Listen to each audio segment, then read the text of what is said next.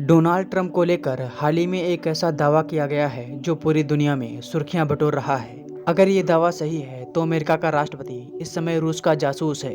ये खबर अपने आप में बहुत बड़ी है और ये दावा किसी सामान्य व्यक्ति ने नहीं बल्कि उसने किया है जिसने एक समय पर रूस की खुफिया एजेंसी केजीबी को लीड किया था। और उस समय रूस का ये बहुत ताकतवर व्यक्ति था। पूरा मामला क्या है और इसके पीछे क्या तर्क दिए गए हैं, चलिए आपको विस्तार में बताने की कोशिश करते हैं।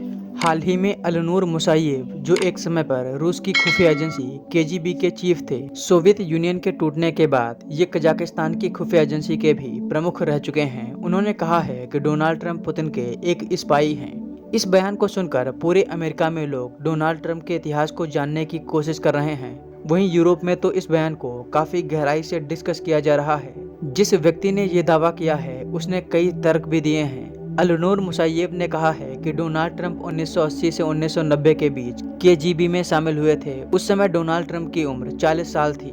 डोनाल्ड ट्रंप की आर्थिक हालत उस समय ठीक नहीं थी। ट्रंप के पिता से जो उन्हें पैतृक बिजनेस मिला था वो डूब चुका था। उसके बाद सोवियत यूनियन ने इन्हें सपोर्ट किया। सोवियत यूनियन जो वर्तमान में रूस है, वहाँ की खुफिया एजेंसी अक्सर दूसरे देशों में कमजोर हो रहे उद्योगपतियों को सहायता देती है और उन्हें सपोर्ट देकर दूसरे देशों की खुफिया जानकारी लेने का प्रयास करती है। ट्रंप के साथ भी यही हुआ। केजीबी के पूर्व चीफ अलनूर मुसायेव ने यह भी कहा कि 1980 में डोनाल्ड ट्रंप अपनी पत्नी इवाना के साथ रूस की राजधानी मॉस्को गए थे, जहां उनसे अमेरिका की राजनीति में आने को कहा गया था और उन्हें निकनेम क्रोशनोव दिया गया था।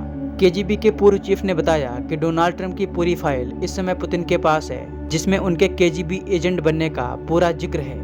इसको लेकर पहले भी कई दावे किए जाते रहे हैं। 2021 में रूस के एक स्पाई ने कहा था कि डोनाल्ड ट्रंप रूस के एक स्पाई हैं। लेकिन अब सवाल ये कि क्या वाकई में डोनाल्ड ट्रंप पुतिन के स्पाई हैं जो इस समय अमेरिका के राष्ट्रपति के पद पर पहुंच गए हैं? देखिए, इसका जवाब अभी किसी के पास नहीं है और शायद होगा भी नहीं।